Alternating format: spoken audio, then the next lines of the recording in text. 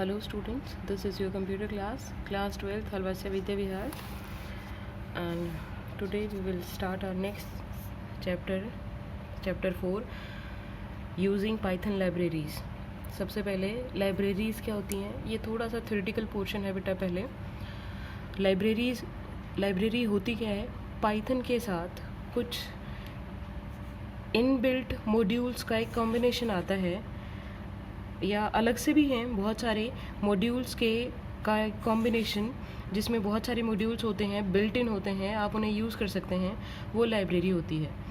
तो लाइब्रेरी क्या है? Library refers to a collection of modules that together cater to specific type of needs और applications.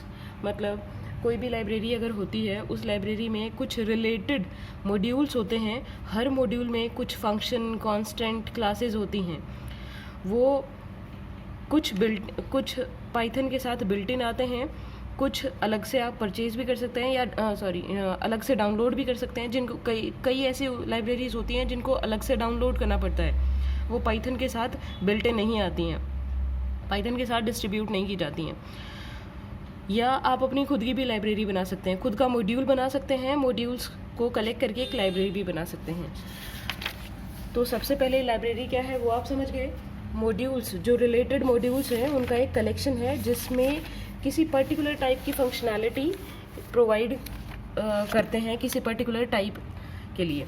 जैसे Python के साथ जो बाय डिफ़ॉल्ट एक लाइब्रेरी दी जाती है, प्रोवाइड की जाती है, जैसे कि आप पाइथन डाउनलोड करते हैं तो पाइथन स्टैंडर्ड लाइब्रेरी, ये जो पाइथन स्टैंडर्ड लाइब्रेरी है, ये ऑटोमेटिकली जैसे आप पाइथन डाउनलोड करते हैं उसके साथ ही डाउनलोड होती है. इस पाइथन स्टैंडर्ड लाइब्रेरी के अंदर कुछ मॉड्यूल्स हैं और कुछ फंक्शंस भी हैं. ये मॉड्यूल्स हैं, ये ऑटोमेटिकली डाउनलोड होते हैं. ये मॉड्यूल्स के साथ साथ कुछ फंक्शंस भी हैं बेटा, जिन्हें आप डायरेक्टली यूज़ करते हैं. इसके अंदर एक तो ये मॉड्यूल्स हैं, मैथ मॉड्यूल है, सी मैथ मॉड्यूल है, रैंडम मॉड्यूल है, स्टैटिस्टिक्स है, और यूआरएल लाइब्रेरी मॉड्यूल है.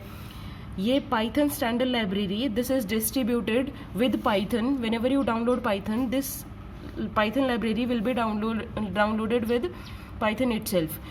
इसके अंदर कौन से मॉड्यूल्स हैं? These are the examples of some modules which are there in this library.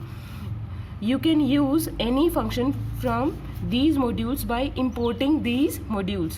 Math module का हमने बहुत बार यूज़ किया है. इनमें से किसी भी मॉड्यूल को अगर आपको यूज़ करना है तो पहले उसे इंपोर्ट करो और उस मॉड्यूल में से कोई भी फंक्शन आप यूज़ कर सकते हैं. कुछ ऐसे फंक्शंस भी हैं जो डायरेक्टली इस लाइब्रेरी में अवेलेबल हैं, किसी मॉड्यूल में नहीं है, वो आप डायरेक्टली यूज़ कर सकते हैं.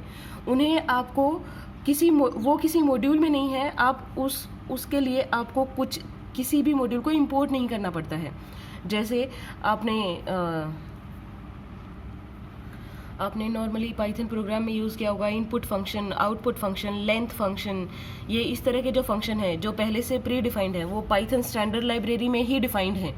ठीक है, they are not the part of any module, so you don't need to import any module because they are directly present in this Python standard library.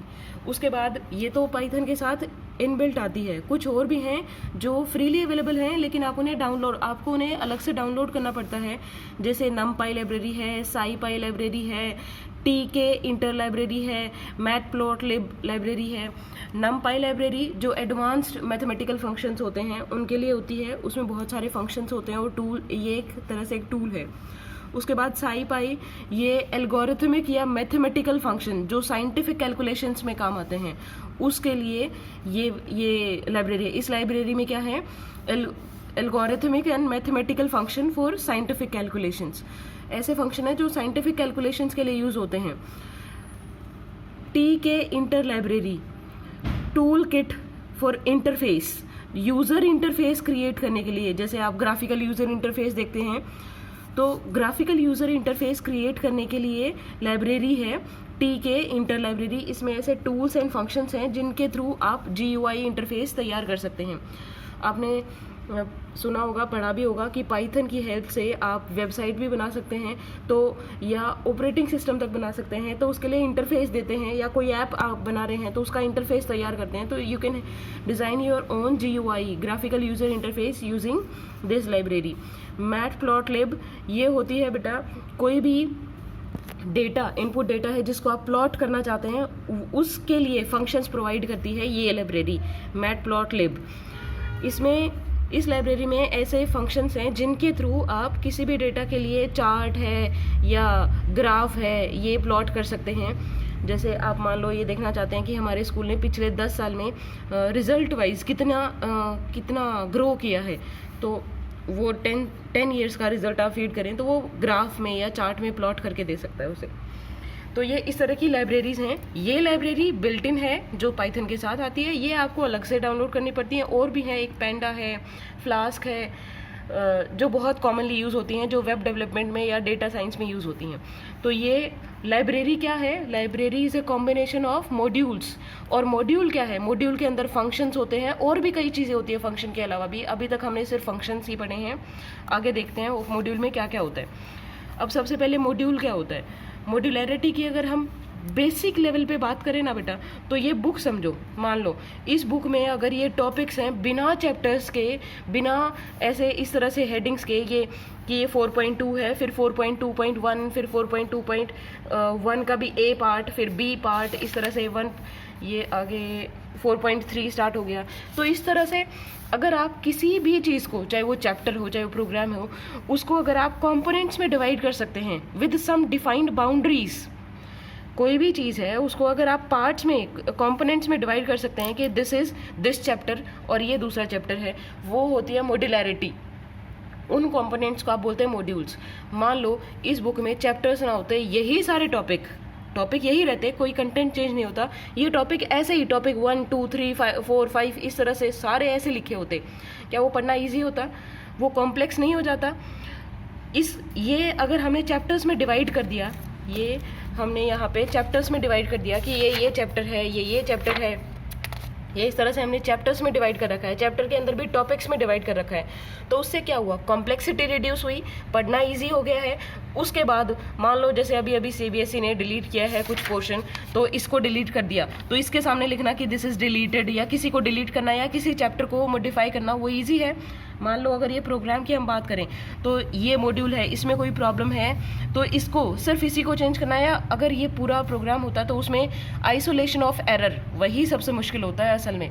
जो सॉफ्टवेयर टेस्टिंग में जाते हैं उन्हें पता है कि जो अगर कोई एरर है तो एरर को आइसोलेट करना, लोकेट करना कि एरर है कहाँ। एरर मिलने के बाद तो ठीक हो ही जाएगा, लोकेट करना सबसे मुश्किल होता है। और अगर मॉड्यूलैरिटी है तो आपको ये पता चल जाता है कि बाकी सारे मॉड्यूल ठीक काम कर रहे हैं, इसी मॉड्यूल में प्रॉब्लम है, तो एरर यहीं कहीं है। एरर का जो लोकेशन होता है वो आइडेंटिफाई करना ईजी हो जाता है। तो ये होता है मॉड्यूलैरिटी। अब मॉड्यूलैरिटी इसके टर्म्स में पढ़ते हैं कि मॉड्यूलैरिटी क्या होता है कि प्रोग्राम आपका जो है, चाहे वो एक छोटा प्रोग्राम हो, चाहे वो एक बड़ा सॉफ्टवेयर हो, वो भी प्रोग्राम होता है, उसको कंपोनेंट्स में डिवाइड करना मॉड्यूलैरिटी होता है। और हर कंपोनेंट को आप एक मॉड्यूल कहेंगे। अब इसका फ़ायदा क्या हुआ? एक तो कॉम्प्लेक्सिटी रिड्यूस हो गई है, एक जो आपका पूरा प्रोग्राम है उसमें well defined and documented boundaries बन गई हैं कि this from here to here this is first module, from here to here this is second module. Boundary का मैंने बता दिया। फ़ायदा ये है कि एरर लोकेशन ईजी हो जाता है। मान लो उसको आपको अपडेट करना है तो आपको सिर्फ एक ही मॉड्यूल को अपडेट करना है, तो विद इन दैट बाउंड्री आप अपडेशन अप्लाई कर सकते हैं, बाकी मॉड्यूल्स एज इट इज़ रखने हैं। और उसके अलावा और क्या होता है, सबसे बड़ा जो फ़ायदा होता है वो ये है कि इसका जो कंटेंट है that is reusable, you can reuse A module.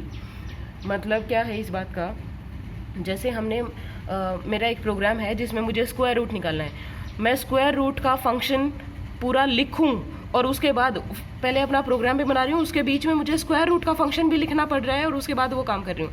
इससे अच्छा हो मैं स्क्वायर रूट का फंक्शन मैंने बना के रख लिया, उसे एक मॉड्यूल में सेव कर लिया, और उसके बाद मान लो मैं अगले 10 साल तक यही पाइथन यूज़ कर रही हूँ, और जब भी मैं पाइथन का ये वर्जन यूज़ करूँ तो मैं इसी जो ये स्क्वायर रूट का फंक्शन है इसी को इम्पोर्ट करूँ, जिस मॉड्यूल में उस मॉड्यूल को इम्पोर्ट किया, इस फंक्शन को यूज़ कर लिया। तो जैसे आप मैथ्स में स्क्वायर रूट या पावर फंक्शन यूज़ करते हैं, वो एक बार बनाए और मॉड्यूल में डाल दिए। जब भी आपको ज़रूरत होती है आप वहीं से इंपोर्ट करते हैं या उनका कोड लिखते हैं। बार बार उनका कोड लिखने की बजाय, अगर आप इतना टाइम और इतनी एनर्जी वहाँ वेस्ट करने की बजाय अगर आप उन्हें एक जगह सेव कर लें, यू कैन री use that code when ever needed. तो इससे कोड की री यूजेबिलिटी बढ़ती है। उसके बाद आता है structure of A Python module. जो पाइथन मॉड्यूल है उसका स्ट्रक्चर कैसा होता है। पाइथन के मॉड्यूल में सिर्फ फंक्शंस ही नहीं होते हैं। आपको ध्यान हो, हमने मैथ मॉड्यूल किया था, मैथ मॉड्यूल के बारे में पढ़ा था स्टार्टिंग में, तो उसमें फंक्शंस भी थे। हमने उसमें कांस्टेंट भी पढ़े थे कि पाई कांस्टेंट होता है, टॉ कांस्टेंट होता है, जिनकी वैल्यूज़ डिफाइन कर रखी हैं। इसी तरह से कांस्टेंट भी हो सकते हैं, वेरिएबल्स भी हो सकते हैं। डॉक स्ट्रिंग होती है, डॉक स्ट्रिंग मतलब स्ट्रिंग्स होती हैं बेटा, कमेंट्स आप बोल सकते हैं, जो हर फंक्शन का, जो भी आपने फंक्शन या वेरिएबल डिफाइन कर रखा है उनका डिस्क्रिप्शन कैरी करता है, वो मैं बताऊंगी। वेरिएबल्स एंड कांस्टेंट होते हैं जिन्हें आप डिफाइन कर सकते हैं। जैसे कांस्टेंट हमने पीआई कांस्टेंट पढ़ा था, इसी तरह से वेरिएबल आप अपने मॉड्यूल में डिफाइन कर सकते हैं। क्लासेस होती है, ऑब्जेक्ट्स होते हैं, इनके बारे में ज़्यादा सोचने की ज़रूरत नहीं है। ये ऑब्जेक्ट ओरिएंटेड कॉन्सेप्ट जब हम पाइथन में पढ़ेंगे तब आपको समझ आ जाएगा कि क्लासेस क्या हैं, ऑब्जेक्ट्स क्या हैं। स्टेटमेंट्स होती हैं, स्टेटमेंट तो हर प्रोग्राम में होती हैं। जो ये प्रोग्राम में इंस्ट्रक्शन होती हैं, जैसे इंट मान लो a equal to int input enter a value, तो ये एक स्टेटमेंट ही तो है। Statements are there, functions are there, ठीक है। तो एक मॉड्यूल, पाइथन मॉड्यूल में क्या होता है, Python module is a combination of these objects. ये उसके कंपोनेंट्स हो सकते हैं। एक पाइथन मॉड्यूल में ये कंपोनेंट्स हो सकते हैं। ज़रूरी नहीं कि सारे हों एक टाइम पे, हर मॉड्यूल में ये सारे ही हों, इनमें से कोई भी कुछ हो सकते हैं। किसी मॉड्यूल में इनमें से 4 हैं, किसी में 2 हैं, किसी में सारे हैं, ठीक है। तो ये मैं समझा देती हूँ सबसे पहले कि डॉक स्ट्रिंग क्या होती हैं। स्ट्रिंग होती हैं, आपको अगर ध्यान हो तो हमने 2 फंक्शन पढ़े थे पाइथन में, मॉड्यूल्स जब हमने पढ़ा तो हेल्प और मॉड्यूल का नाम, मान लो मैंने किया है मैथ या dir मॉड्यूल मैथ। आपको ध्यान हो तो हमने पढ़ा था हेल्प फंक्शन किसके लिए होता है।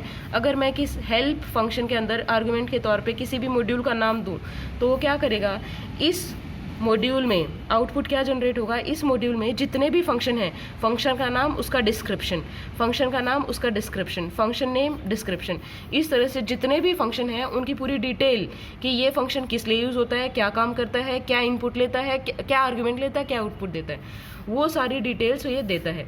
ये कहाँ से देता है बेटा, ये खुद तो क्रिएट नहीं कर सकता ना। हेल्प फंक्शन खुद से तो वो लैंग्वेज नहीं लिखता होगा कि this function is use for this purpose, it takes this argument and generates that output. तो ये कहाँ से लेता है, जो आप डॉक स्ट्रिंग बनाते हो उसी को देता है। यहाँ एक एग्जांपल दिया हुआ है, वो आगे है, मैं पहले बता देती हूँ। ये एक यूज़र डिफाइंड मॉड्यूल है, ठीक है। इसमें सबसे पहले ये, वैसे तो ये हर मॉड्यूल होता क्या है बेटा, असल में हर मॉड्यूल एक पाइथन की फाइल ही होता है। Every module is a Python file that is saved with .py extension. .py extension से इसे सेव कर रखा है। ये एक पाइथन की फाइल है जिसको सेव कर रखा है tempconversion.py, ठीक है। उसके बाद ये जो मॉड्यूल है उसके अंदर का जो कंटेंट है वो ये है #tempconversion.py, ये बता रहा है कि ये आपके मॉड्यूल का नाम है। उसके बाद ये जो स्ट्रिंग है, दिस स्ट्रिंग जो आप देते हैं, string doc string, this is doc string जो आपने कमेंट दे रखा है। Conversion functions between Fahrenheit and centigrade, ये बता रहा है इसका डिस्क्रिप्शन कि this is the name of your module and this is the description. उसके बाद फंक्शन स्टार्ट हैं, तो एक फंक्शन ये है जिसके अंदर पहली ही डॉक स्ट्रिंग होती है। जैसे ही कोई फंक्शन स्टार्ट होता है उसके अंदर पहली स्टेटमेंट डॉक स्ट्रिंग होती है जो उस फंक्शन का डिस्क्रिप्शन देती है। जैसे ही आपका मॉड्यूल स्टार्ट होता है तो सबसे पहले डॉक स्ट्रिंग होती है जो मॉड्यूल का डिस्क्रिप्शन देती है। ये मॉड्यूल का नाम, ये मॉड्यूल के डिस्क्रिप्शन, ये फंक्शन का नाम, उसके डिस्क्रिप्शन। उसके बाद फंक्शन बॉडी, इसने एक ही स्टेटमेंट लिखी है या 10 स्टेटमेंट लिखे है, वट एवर। नेक्स्ट फंक्शन, उसका पहले फंक्शन का नाम, उसके नीचे फंक्शन का डिस्क्रिप्शन। और ये कमेंट फॉर्म में होता है। आपको पता है कि कमेंट कभी भी प्रोसेस नहीं होता है। तो उसके बाद अब इसने 2 कांस्टेंट भी ले रखे हैं, फ्रीजिंग और ये फ्रीजिंग सी और फ्रीजिंग एफ की वैल्यू, 2 कांस्टेंट ले रखे हैं। एक कांस्टेंट ये है, एक कांस्टेंट ये है, इनकी ये वैल्यूज़ हैं। अब ये जो मॉड्यूल है इसकी कंप्लीट इन्फॉर्मेशन क्या है कि नेम ऑफ मॉड्यूल क्या है, temp conversion. Module file name, यानी मॉड्यूल एक पाइथन फाइल ही तो है और उस फाइल का नाम क्या है, टेम्प कन्वर्जन .py। कंटेंट्स क्या क्या है इसमें, 2 फंक्शन है, एक ये है और एक ये है, 2 सेंटीग्रेड 2 फ़ारेनहाइट, 2 कांस्टेंट हैं, फ्रीजिंग C, फ्रीजिंग F और 3 डॉक स्ट्रिंग्स हैं। एक तो टॉप लेवल डॉक स्ट्रिंग है, 2 फंक्शंस की डॉक स्ट्रिंग है। अब अगर मैं करती हूँ हेल्प टेम्प कन्वर्जन, मैंने किया हेल्प टेम्प कन्वर्जन, ये अगर किया हेल्प टेम्प कन्वर्जन तो क्या करेगा, ये टेम्प कन्वर्जन के अंदर जितने भी फंक्शन है उनका डिस्क्रिप्शन देता है। वो कैसे देता है, सबसे पहले ये इसका आउटपुट आएगा यहाँ से लेकर और यहाँ तक। Help on module temp conversion, name, सबसे पहले नेम फंक्शन का है ये टेम्प कन्वर्जन, और उसके बाद इसका डिस्क्रिप्शन कहाँ से देगा, जो इसके अंदर आपने डॉक स्ट्रिंग लिखी है। जब भी आप किसी भी फंक्शन में, चाहे कोई किसी भी मॉड्यूल में मॉड्यूल डिफाइन कर रहे हैं, मॉड्यूल के अंदर पहली स्टेटमेंट डॉक स्ट्रिंग होती है जो मॉड्यूल का डिस्क्रिप्शन देती है। हर फंक्शन के अंदर पहली स्टेटमेंट डॉक स्ट्रिंग होती है जो फंक्शन का डिस्क्रिप्शन देती है। तो ये नेम, टेम्प कन्वर्जन और उसका डिस्क्रिप्शन जो डॉक स्ट्रिंग में दिया है। फाइल क्या लोकेशन है, कहाँ पे स्टोर है, पूरा पाथ उसका कि इस लोकेशन पे इस नाम से सेव है। फंक्शंस क्या क्या फंक्शंस हैं, ये फंक्शन है, ये इसका डिस्क्रिप्शन, ये देख लो, returns x converted to centigrade, function to centigrade, returns x converted to centigrade, ये फंक्शन, सेकंड फंक्शन का नाम, ये उसकी डॉक स्ट्रिंग में जो आपने लिखा था, ठीक है। फिर और क्या है, डेटा, क्या डेटा है, मतलब कॉन्स्टेंट्स क्या हैं, ये 2 कॉन्स्टेंट हैं। तो ये इस तरह से कोई भी जो आपका मॉड्यूल होता है उसमें डॉक स्ट्रिंग है, वो डिस्क्रिप्शन का काम करती हैं, वो बताती हैं कि कौन सा कंपोनेंट है वो किस लिए यूज़ किया गया है, कोई फंक्शन है या कोई क्लास है वो, या कोई कांस्टेंट है वो किस लिए यूज़ किया गया है। तो एक मॉड्यूल में क्या क्या हो सकता है, डॉक स्ट्रिंग हो सकती हैं, वो स्ट्रिंग कमेंट्स होते हैं जो कभी भी ट्रिपल कोट्स में होते हैं, जो कभी भी प्रोसेस नहीं होते हैं, बस वो डिस्क्रिप्शन देते हैं किसी भी कंपोनेंट का। वेरिएबल एंड कांस्टेंट होते हैं, क्लास ऑब्जेक्ट होती हैं, स्टेटमेंट्स होती हैं जैसे नॉर्मल इंस्ट्रक्शन, और फंक्शंस होते हैं। अब मैंने बताया कि कोई भी मॉड्यूल है वो असल में एक पाइथन फाइल ही होता है। अब ये ज़्यादा आप पढ़ के देख लेना एक बार, इसमें कुछ नहीं है। उसके बाद एक मॉड्यूल का एग्जांपल ये हमने डिस्कस कर लिया अभी, तो ये एक बार आप पढ़ के देखना बेटा। इसके आगे हम पढ़ेंगे important modules in Python programme. Python के प्रोग्राम में इंपॉर्टेंट मॉड्यूल्स कौन से हैं ये हम पढ़ेंगे नेक्स्ट लेक्चर में, ये ध्यान से पढ़ना। Thank you.